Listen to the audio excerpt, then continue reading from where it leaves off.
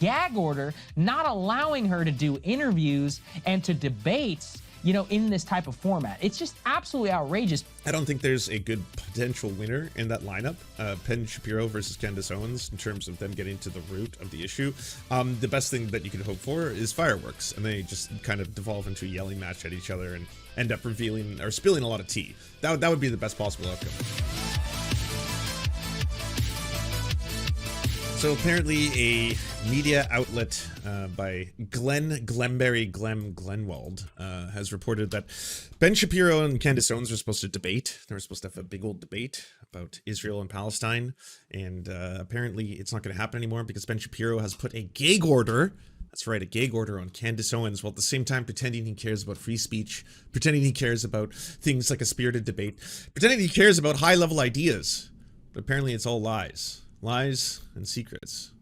Just wanted to see what this actually. Hello, everybody. There's been some major breaking news. We literally just wrapped the show. We were writing our headlines when this came across the desk. Let's go ahead and put this up there on the screen from friend of the show, Glenn Greenwald. He reports, exclusive, as the Daily Wire has publicly negotiated a debate with Candace Owens, it secretly sought and has now obtained a gag order against her. So Glenn writes that as the Daily Wire was publicly negotiating a debate with Candace Owens, that it secretly has obtained now a gag order. According to this, according to what Glenn has written here. So obviously, I'm sure you all know this probably. Let them fight. Let all of them fight. Yes, let them fight. Let them fight and fight well, including Glenn Greenwald. All right, Glenn, you made your bed. Now sleep in it. Glenn's trying to do this whole back to the center move where he's just like, well, it really sucks that all the people who said they cared about the free speech are now trying to arrest and beat the skulls of the students because I actually care about the free speech. And so the students should have a right within reasonable grounds to protest. Obviously, I think things will go a little too far if they're breaking glass and disrupting anything. But otherwise, they do have a right to speech. So I don't like the right anymore. I'm now back to the middle. But no, the damage is done, Glenn. You're already basically Alex Jones's PR fucking appointee. Previously, Ben Shapiro had invited Candace for a debate about Israel and the current definition of anti-Semitism. After Owens had objected to that debate format, she and Jeremy Boring exchanged numerous tweets negotiating about when all of this was going to take place. But this has not happened now. Now, here's exactly what Glenn writes. The Daily Wire, in secret and unbeknownst to its readers, has sought a gag order placed on Owens after she called for the debate. Honestly, not enough shit has been broke. Yeah, I mean, obviously on the Twitch TLS, there's nothing I can say, but I will say that, like, it's a very weird thing to continuously try and want to police people's civility in their civil rights demonstrations or protests. If that is your concern, if that's your primary and chiefly concern, if that's what you're really occupied with, of all the things that are going on right now in the world, like the thing that really, really needs your attention is to talk about these small little things in which I think things have gone too far. I like peaceful protests, the right to assemble, that kind of stuff, for sure, democracy, etc. But you broke some glass and you may have smashed a thing or two, and apparently you're turning some desks over and you've turned the desks into some kind of a fortress on the outside, that kind of stuff. I mean, if it's the personal property, we do got to talk about how we can't violate that. Like, no, we don't. We don't have to talk about that. We don't have to have that conversation at all. In fact, we could actually talk about the fact that what are the students trying to bring attention to? That's what fucking matters. And that's what you should be angry about. If you're getting angry, if you're like, oh, yes, like, you're not supposed to be looking at someone with the boot put onto their throat and then say, hey, by the way, can you politely remove the boot? Yeah, I mean, I'm not saying that you should have the boot. I'm against the boot, obviously, but just could you politely just kind of, you know, with civility and within the law, the rules of the law, get that boot off your throat. That's applying pressure to you right now. Debate. They did this under the cover of secrecy before a private arbitrator at exactly the same time they were claiming in public that they wanted this debate and were even negotiating the terms with her. To this date, the Daily Wire has not informed its readers, seeking to understand why the much anticipated debate has not yet happened, even though they had sought and obtained this gag order. Seeking the gag order, the Daily Wire has accused her of violating a non-disparagement clause of her agreement with the company, and to substantiate that accusation, the company is citing Owens's tweet requesting a debate with Shapiro as proof of disparagement, along with concerns that she voiced that Shapiro appeared to be violating the confidentiality agreement by publicly maligning Owens' views to explain her departure from the company. So again, this company, the Daily Wire, is citing her request for a debate, which they then are like, hey, why haven't you agreed to this debate? For a gag order in a court violating the non-disparagement clause of her agreement with the company. Now, again, to justify the gag order, they are citing, quote, various criticisms of the Daily Wire and Shapiro on Twitter that Owens had, quote, liked. So if you like a tweet that is now being cited in a court, private arbitration, to seek a gag order against someone. I would also note, there was also this YouTube BS about some guy who used to work for Steven Crowder. I'm not exactly, familiar with the case. But what I do know is that I saw. I love how people give the game away. It's like, I don't actually know anything about what I talk about, but I am going to say it out loud. So here's my opinion on something.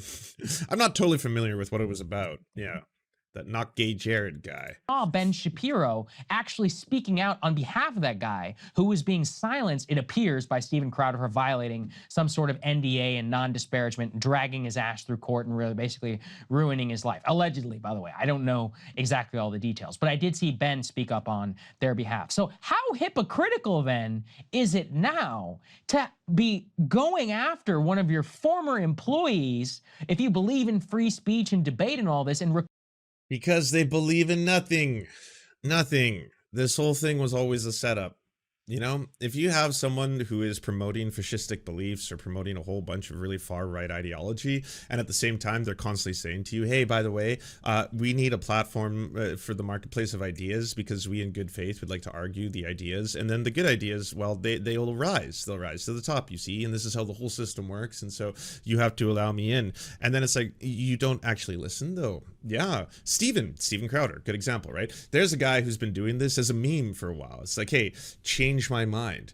And your mind cannot be changed because the purpose of this is not to have your mind changed. The purpose of this is you to destroy children, right? To get onto a college campus, to be sitting in front of some kids and to show how all the wokies have no idea what they're talking about, and then embarrass them and then put it into all these little micro clips because so many other people have shown that it is viral sensation and gold online. It does really well. When the Ben Shapiros and the Jordan Petersons and the Steven Crowders, they all go to the campuses, they destroy the peoples. That does a lot of fucking numbers. And so everyone gets real excited in that. But fundamentally, deep down, no. Because if that was the case, if there was just like this necessity to have debate at all costs, you wouldn't see the Dennis Pregers of the world refusing to speak to Sam Cedar. You wouldn't see the Steven Crowders of the world refusing to speak to Sam Cedar. I don't know, has Ben Shapiro refused to speak to Sam Cedar as well? But either way, Ben Shapiro does not debate people of the same, I would say, caliber and ranking and academic standing as he purports to be of, right? This man is a Harvard lawyer. I mean, at the end of the day, he should be able to sit across the, someone like Norman Finkelstein and debate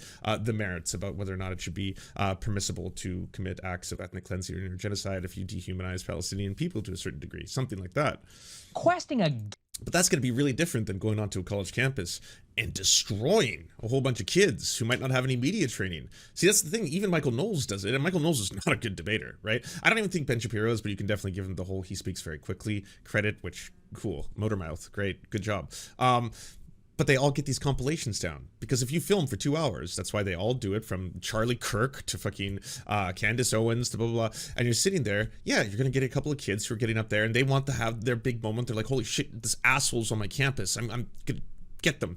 I get there and they're shaking and they're nervous and you hear it in their voices like, hi, my question is, why do you hate, trans women so much, and like obviously it's gonna be like, well, I have a lot of media training, so I'm gonna be able to talk a lot and talk smoothly and calmly, and just based on the fact that I sound calm, collected, rational, you're going to look wild, out of touch. You're gonna look like some kid who doesn't know what they're talking about, and then I destroy you. Yeah, because there's enough people in the audience who love me, so they're gonna clap and laugh when I say something that's a little bit off-brand. Don't need to really even be based on the facts here. We can kind of just jump around it, and then yeah, I can say one of the lines, and everyone will clap and applaud, and boom, got myself a viral clip.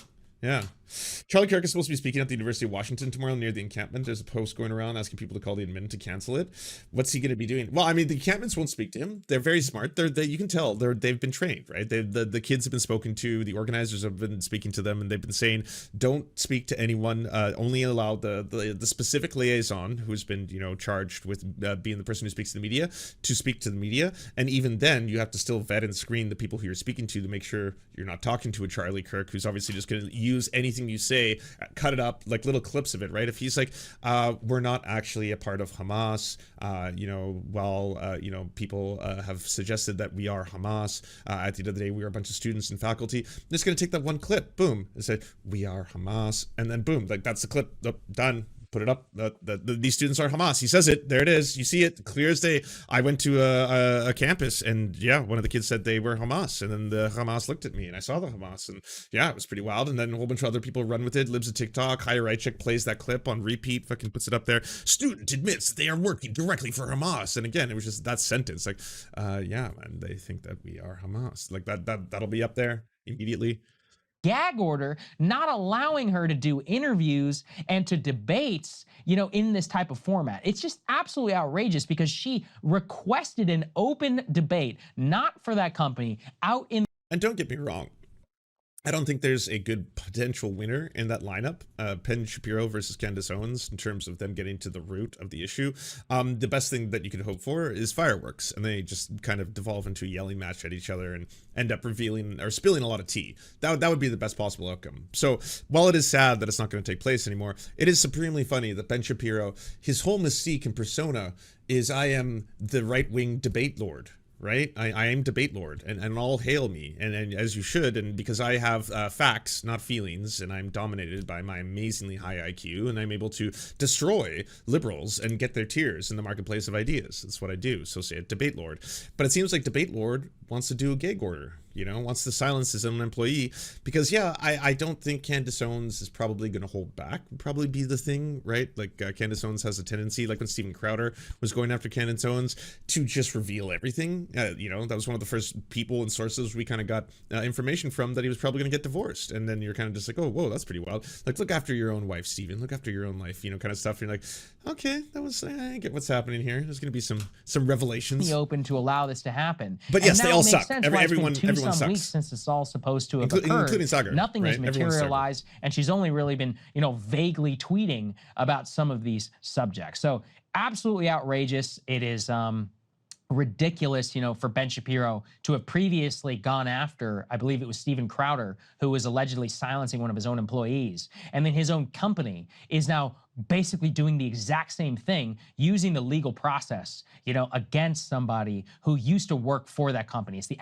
I'm loving this right-on-right violence. This is great. Absolute opposite of everything that they've represented in the past. And as Glenn accurately points out, they did not inform their own audience, readers, and subscribers, paid subscribers, that while they were going to use their money to try and put on a debate and openly taunting Candace for not participating, that they were using their money to go after her for a gag order in a court of law. So, you know, when people show you who you are, believe them, right? That's the most that we can say on the subject, and we'll see you all later. We'll keep you informed. Hey guys, if you like that video. Oh, was there no Crystal for that segment? I was waiting to see what she said and or thought at the very end of it. There was a video circulating of him calling me a disgrace and a faux professional or whatever it was. And I decided to choose peace, and then when I chose peace, he responded to the peace with not peace. So why wouldn't he just fire you? Well, as I explained on Tucker Carlson's show, like, Ben doesn't have the power to fire me. Everybody, I hate to be the bearer of bad news in case you were not aware, but it looks like the much hyped, much anticipated debate. Did you forget to turn your focus on? Is this 720? Let's try 1080. Between Ben Shapiro and Candace you did. Oh, that's too bad. Owens surrounding Israel and anti-Semitism, that's not going to be happening, at least according to a new report by Glenn Greenwald. You probably have to buy a subscription to get a response. Makes sense. Where he alleges, and I want to be clear that these are all allegations here. Yeah, see, like this is in focus. The digital because screenshot. officially neither party has confirmed these details. But according to Glenn, at least the Daily Wire has obtained a gag order against Candace, meaning this debate and any other future debate between the parties is not going to occur. And some real quick background before we jump into the actual article by Glenn, where we last left things with Ben Shapiro, the Daily Wire, and Candace Owens. I also kind of really find it funny that Glenn, he's good at pivoting. You got to give him that, because he's basically alienated himself from the entirety of the left for the most part, except for some of the, like, you know, kind of more clown shoes, circus style, the bozo left, you know, the Jimmy Dore style people. But yeah, for the most part, there's not really anyone who still respects or thinks Glenn Greenwald is credible. And so he's gone from that to suddenly now being once again utterly and completely disgusted by the fact that a lot of these right wingers are apparently trying to silence the speech. This is after he was doing the whole Alex Jones like press tour too. Like, you've fallen so far. You're basically, you know, an extension, a promotional tool for Rumble and this entire network, and the very idea of normalizing relationships between the far right and you know, the center. You know, the Russell Brand of it fucking all, bringing that asshole on and having him speak for hours on these kind of topics. So to see him move and pivot again, I mean, smart. Was a very public. If the debate did happen and Glenn just ate shit, that'd be the best outcome. If it happened and also the debate was an absolute and complete disaster, especially for like Ben Shapiro, I would love to see, like, you know, Candace willing to burn down the entire Daily Wire empire, just because Ben Shapiro, you know, can't. He put himself into this corner where he can't publicly back down from a debate because he's already challenged her like publicly on Twitter, and he's debate lord. But at the same time, will debate lord be able to handle anything that could be potentially incriminating, or not even incriminating, but just deeply embarrassing about him and the Daily Wire and the shit he did there? Invite to a debate. We see here in response to a clip of Andrew Schultz basically saying that Ben Shapiro is really only good at debating college students. Candace said, "I would like to debate Ben Shapiro on Israel and the current definition of anti-Semitism. Can anybody make that happen?" Now, we're not going to go through all of the tweets because there was a lot of back and forth there, but essentially Ben said, "Yeah, I'll debate you, Candace, this Monday in Nashville. Let's make it happen." To which Candace responded, "Actually, I'm not in London, so let's debate, but just at a later time, different platform. I don't want to go to the Daily Wire." Understandable, if you ask me, considering that it seems in all likelihood they did fire her for allegedly being anti-Semitic. Tons of quote tweets and replies on behalf of Ben Shapiro and Candace Owens later, with even Daily Wire CEO Jeremy Boring weighing in at certain points. And it seemed like, at least to the public, where things ended was that there was going to be a debate between Candace and Ben, and that it would be on Candace's platform, but it would just be at a later mutually agreed upon date. Very cool, very exciting. A lot of people, myself included, have been looking forward to that debate ever since. However, that whole exchange took place on April 5th, so going on a month ago, and obviously there has been no debate that has since materialized. So a lot of people have been wondering what exactly happened. Well, now we have this report by Glenn Greenwald. Now, I actually just recently saw this post by Glenn being shared by him on X. If you don't follow him on X, I recommend you do. He really is a great follow, to be sure. But it says here, as the Daily Ouch, woof. Ugh. I mean, that's kind of, I guess, where Glenn would be happy to position himself. He does call himself the Godfather that lives at TikTok. Don't forget that. Wire publicly negotiated a debate with Candace Owens, it secretly sought and obtained a gag order against her due to a prior restraint order against Owens. The much anticipated Israel debate with Ben Shapiro appears to be off. And obviously, like I said, neither Owens nor Boring have confirmed these details specifically. But Glenn Greenwald is a pretty reputable journalist, and I have a lot of faith in his ability to independently. Not anymore, but I mean, it could probably most likely be true. This doesn't seem like something that he had to go through the trouble of lying about, or he had to go through the trouble of fabricating a story on. So it's, I'm gonna say, you know, up until us having some direct evidence that it's not true, I'm gonna choose to believe it. Not because I trust Glenn Greenwald, because it's funnier. So I think it's funnier to live in a world and a reality in which Ben Shapiro is applying gag orders to avoid debates.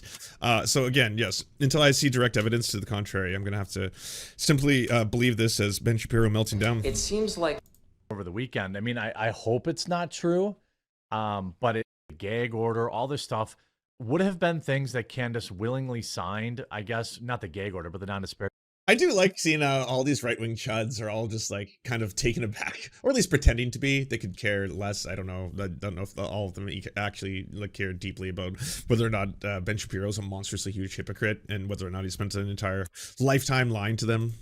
Clause when she quit. So that doesn't make me feel weird at all. The weird part is that they were publicly acting like they were going to have a debate, even though they clearly never intended on having that debate. And in fact, sued her or went through some sort of legal mediation to make sure that it would never happen. So that was kind of the sussy part of it. Now a new claim out there says that Ben Shapiro is working behind the scenes with a particular journalist to pump out a bunch of hit pieces about Tucker Carlson, Candace Owens, and Charlie Kirk, which seems odd to me. It seems like a huge stretch, but who even knows these days anymore? So let's take a look. By the way, Mother's Day is this. Ben Shapiro working behind the scenes with journalists to discredit his enemies. Tucker Carlson, Candace Owens, Andrew Tate, and Charlie Kirk. I mean, you know what? Tucker Carlson might be the greatest example of maybe why Glenn pivoted, because he lost Tucker. He lost Tucker. He lost his Fox News connection. He's not really invited on Fox News nearly as much anymore. No one there is kind of like got a thing for him the way Tucker Carlson did, because he'd be great. He could just sit down and be like, all right, so you're a leftist. And as a leftist, what do you think about Ukraine, Glenn? Go nuts. Here we go. And then Tucker lost his TV show because, you know, the whole line about the election being stolen stuff finally did catch up with Fox News, allegedly. And then Glenn has subsequently kind of been flirting a little bit with going back to the middle, not maybe palling around so much with all these right-wing personalities and figures, and maybe spending a little time discussing stuff almost exclusively with the centrists. It's coming up weekend. I've got you covered. Coffee brand coffees, Mother's Day gift boxes. What was weird about it is that nobody confirmed or denied it. So even though Censored Man put out that email and it looked like it could have been stance, Ben wants a rift between the three and is using a network of journalists. By the way, that network of journalists is apparently just one journalist as an attack. The source claims Isaac never published a single article about Candace Owens on the website until the day she tweeted Christ is King, which infuriated Ben. Ben views Tucker and Candace as his mortal enemies. His issue with Charlie is that he continues to work with them both while not committing himself fully enough to the Israeli narrative. Ben wants a rift between the three and is using a network of journalists to attack them with smears of anti-Semitism. The website reveals that Isaac Shore exclusively writes puff pieces about Ben. So, by the way, amongst the right and even the far right, there are anti-interventionists, not because they are like anti-war, but because they are nationalists or believe in nationalistic beliefs. There's a group of them who specifically are amongst the right that are often classified as the anti-war right. So you get your Tucker Carlsons in there, right? And then obviously Andrew Tate has spoken up a lot about Israel, as has now Candace Owens, and so these people are being considered to be the enemies of Ben Shapiro, essentially, in this regard. Tom Nicholas, thank you so much for the raid. How's it going, friend? Good to see you. Can everyone go to twitch.tv/Tom_Nicholas? I hope you're all doing wonderful, splendid, and/or pleasant. And yeah, welcome to the stream, friends. We're just reporting on the ongoing civil war between all of these right-wing shitty people, because they're shitty people and them fighting is good, and I want them all to fight more and fight they shall. Smear them as anti-Semitic. The website reveals that Isaac Shore exclusively writes puff pieces about Ben, while exclusively writing hit pieces about Charlie, Tucker, Candace, and Andrew, often mentioning a combination of them with the same articles. Now, what we could have here is, with this Isaac Shore individual, is it could just be somebody who happens to also be Jewish and happens to be a big fan of Ben Shapiro. We would need some level of, receipts that exist between the two, where Ben is asking him or telling him to write these articles, or Ben was retweeting these articles, things of that nature. But you see, April 10th, Tucker Carlson accuses Israel of doing bad things. Tucker Carlson once bailed on an event he was hosting over a... I don't know if this is any evidence here, Cordery. It sounds like you're just piecing together a whole bunch of loosely connected things, such as one author's criticism. And a piece of crap. And then trying to put a conspiracy around it. Christopher Rufo savages Candace Owens. So we can go to Dan Abrams. Don't really see any response to this. Who are graduates of Columbia Law. So he's obviously against the college demonstrations, the critical of Israel demonstration. So maybe Dan Abrams has picked a side there. But again, that's a stretch. But it turns out that he was secretly obtaining a gag order behind the scenes. It's well. Who are some of these accounts? The senator, Sam Parker. Special investigation needed on behalf of Nick Fuentes. Bombshell reports by Censored Man. Cobra Tate yesterday. Ben Shapiro, through all behind-the-scenes network of pro-Israel journalists, is allegedly employing other journalists to write hit pieces. What? On behalf of Nick Fuentes, the neo-Nazi? That should be the first, red flag. He does not like Jewish people at all. He's a little bit of an unreliable narrator if he's going to be talking about Jewish people, and I think most likely it's probably going to be deeply, deeply anti-Semitic. His hatred runs pretty fucking deep. Employing other journalists to write his pieces, targeting all of his enemies, like, Carlson, Candace Owens, and Tate, after unceremoniously firing Candace Owens at the Daily Israeli Wire. So that should also be a bit of a, red flag. But Ben Shapiro publicly pretended to try and engage Candace Owens in a good faith debate, but turned around and she was secretly obtaining a gag order on the behind the scenes. It is well known that Ben Shapiro had originally had in getting Fuentes deplatformed. Shapiro's former colleague at Breitbart, Charles Johnson, has outed Shapiro, but asking for Israeli intelligence in the past.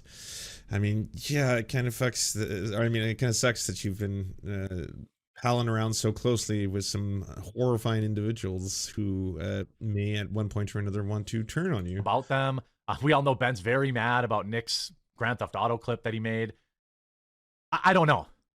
It is a wild claim to Stop adding neo, they're just Nazis. Well, I mean, the Nazis were defeated, and that's a great thing. And that's something I like to celebrate. So I like this celebrating the fact that the Nazi war machine was effectively destroyed. So fuck them. But there's new generations of, young little racist booger eaters like Nick Fuentes who love Hitler and hate the Jews and want to, bring in some kind of Christian nationalist revolution in the United States. Make that would require serious evidence.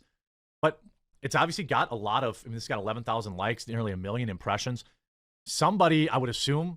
The problem is that, the ideas behind fascism and fascistic, ideology, that's not something that just completely goes away, especially if people refuse to allow others to learn from it or teach how exactly it comes to pass. And that's one of the biggest problems with this fact that, we feel that we have so many safety measures in place in the modern world that we live in that protect us, that we've come so far from the horrifying monsters we once were in the past, which just, isn't the case. We continue to repeat and we're still the same animal. We're still human beings, right? The same one that was capable of putting other human beings into gas chambers on a systemic level, the likes of which humanity's never seen before.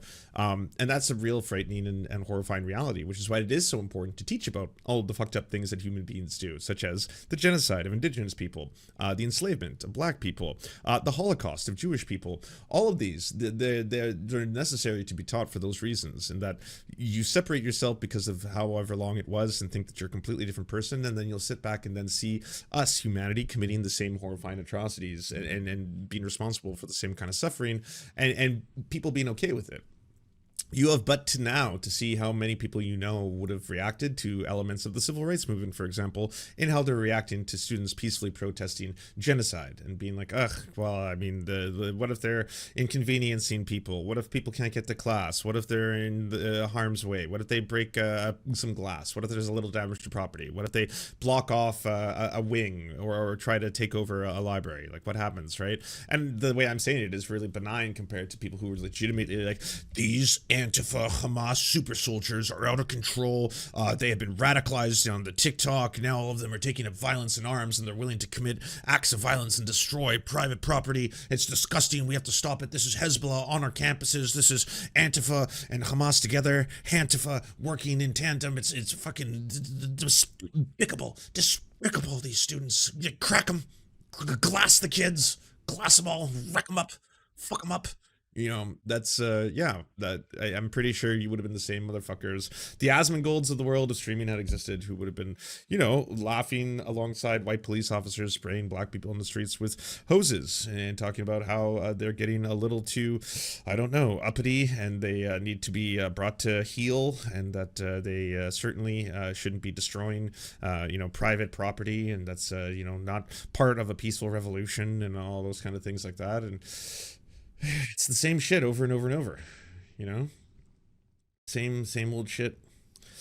There was a Robert Evans spin-off miniseries behind the insurrection, which covers how quickly fascism can take over a nation. Yeah, and that's the other scary thing. The idea of how quickly fascism can take over a nation, and how locked in people get because you are already pre-programmed with so many biases and things that take so much time to get rid of, that all of a sudden, once things become scary or violent, or people actually start like locally committing acts of violence, smashing up windows, businesses, saying that, hey, we have to get their kind out of here. Who are they? Don't worry. We'll scapegoat someone. We have to stop them and all that kind of stuff. And other people start saying, hey, wait, you're not a traitor, are you? You're not anti-insert country or nation of your choice, because if you are a proud patriot like the rest of us, then you should be alongside of us, smashing these windows, because these traitors are destroying our country. They're poisoning the bloodline of our own people. They're manipulating us, and all of a sudden it's like this shit all moves so quickly to all of a sudden the few anti-war voices you hear, right? Like in my lifetime, the anti-Second Iraq War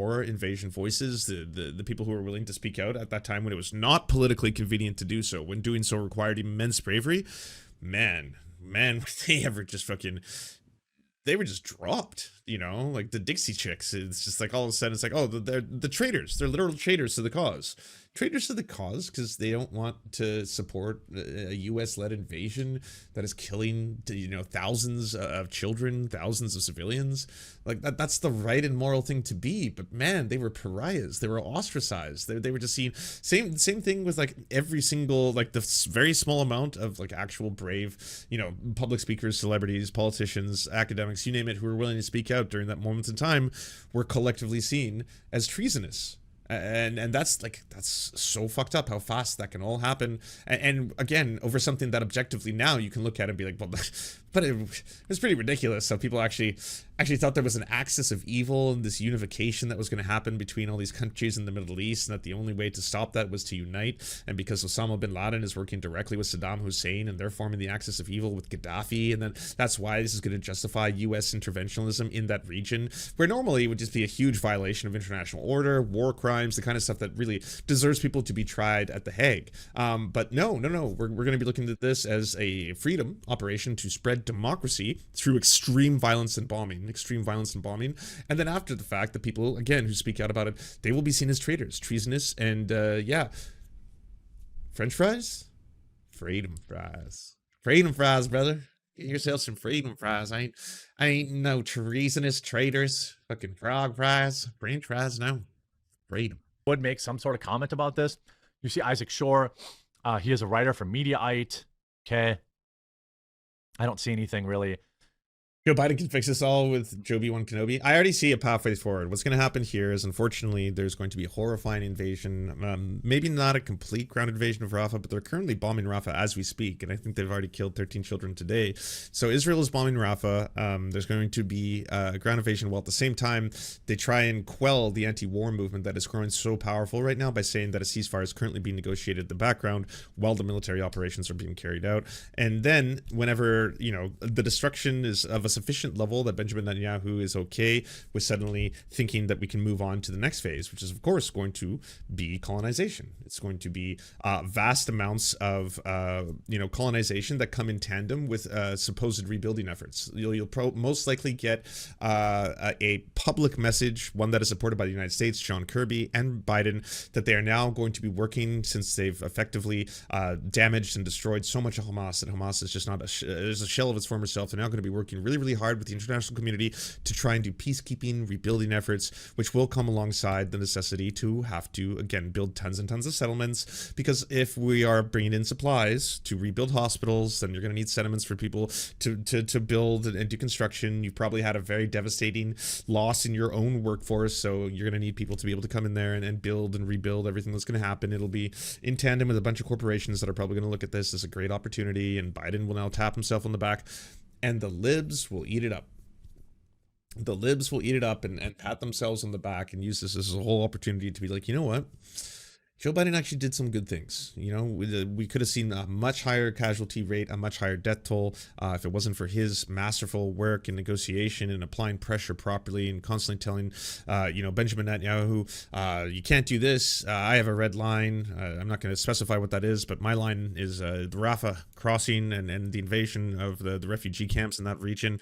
And it's like, well, he's not listening to you at all. He's continuously doing every single thing that you've set as a standard, as a you can't go past this point. He's doing that. He's not listening to you. And why would he? Why there's no point. Why would I ever listen to you when you just give me everything I want anyway? Like if I had a relationship with someone where they give me all the things and then they're like, or else, and then I was like, or else what? Oh, nothing. No, we'll give you more things. There's no terms and conditions whatsoever. There's no caveats. You do you, but I'd publicly like to say, or else. So don't do the thing that I'm going to kind of really mildly let people know, you know.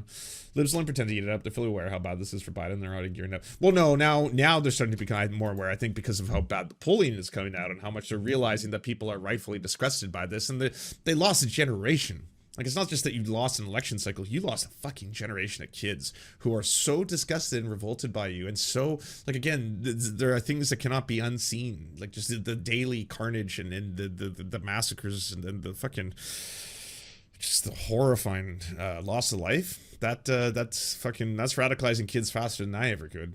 Faster than I could pull all the theory you want and pull out some passage, but it's not gonna have the same devastating effects, you know. That kind of stuff. Thank you so much for watching, everybody. We first want to give a shout out to everyone who makes this show possible. This program is produced thanks to the generous support of our Patreon supporters: Anna Loves Riley, Iria McCarthy, Cheryl Alvarez, Comrade Junkie, Doug Caddy, Everything Important, Hagbar Celine, Jimmy Sombrero, Multi Mondi, Omni, Peanut Butter Blondie, Political Poppy, Preston Kroll, Quiet 185, Richard Bomey, Riley and Anna, Roller Dragon, Ruby, Cernicus, Stellar Gwyn, Sebastian Demmel, Travis McClinton, and Words Greenwood. As well as every other person you see on the screen right now, this show would not be possible without them. And if you want to join these wonderful people who make this entire program possible, simply go to patreon.com/theserfs and you can unlock uncensored and bonus episodes and, help us exist.